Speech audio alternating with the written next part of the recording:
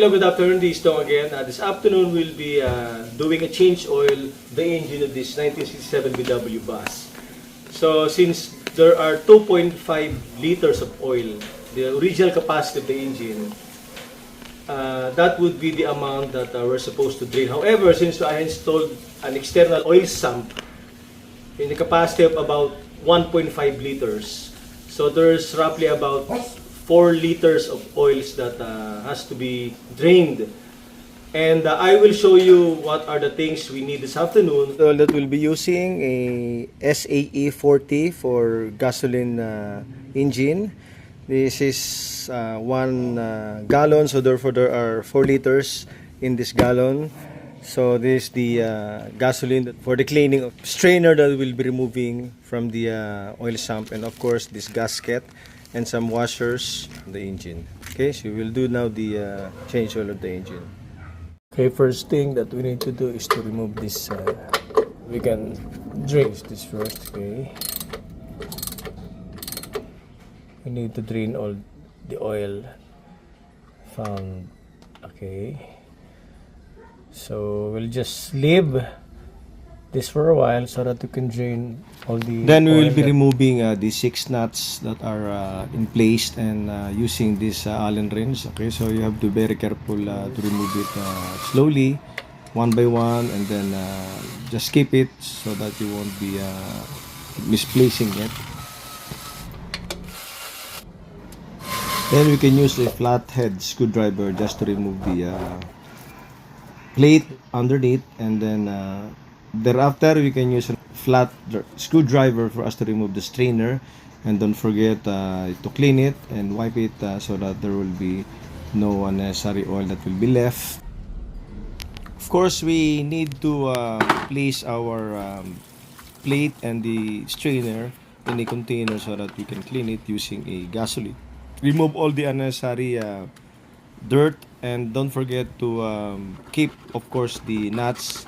And then thereafter you can also remove the element that are left.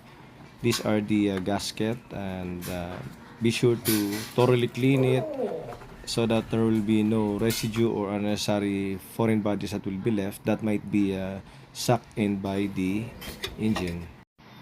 We need to remove those torn off gaskets underneath the oil strainer, and then of course wipe it properly to remove all the dirts.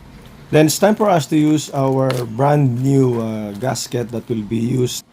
Of course, we need to use this gasket silicone sealer to seal off those gaskets in between the plate and the strainer.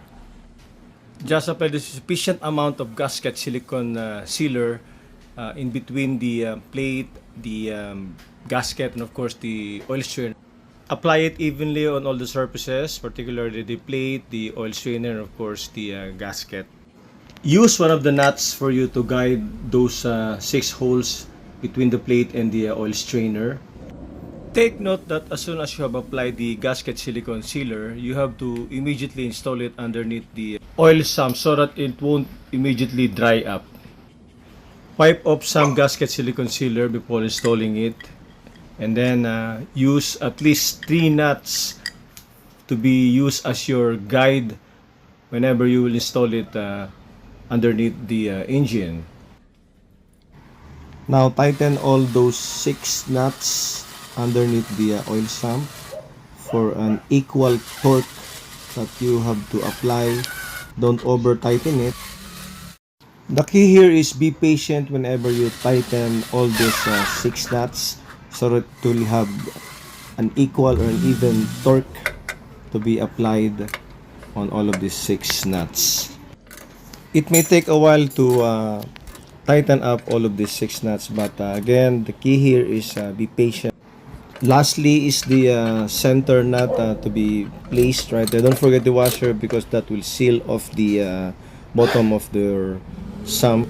Then we'll be pouring the 1 gallon of oil in the engine, and of course just do it slowly because you have to avoid for the oil to be spilling off in your engine bay. Now check the level of the oil and see that if it reached the maximum level. Once everything's done, we'll now start the engine and see if it runs well. So therefore, with the new oil, the engine is running smoothly, and of course this is a DIY that you can do it at home without however spending too much whenever you go to your mechanics. Thank you very much and have a great day. Enjoy driving.